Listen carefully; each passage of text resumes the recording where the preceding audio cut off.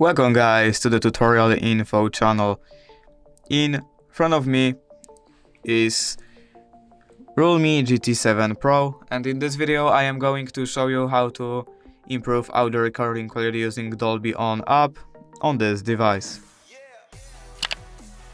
Alright, so to do this, firstly we have to install Dolby On from Play Store, so we have to here search Dolby On and then install the app.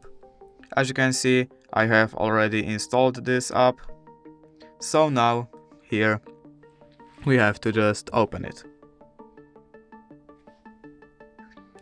Now here we have to just click on this button to start audio recording with way better quality.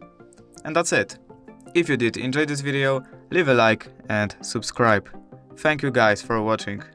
Bye!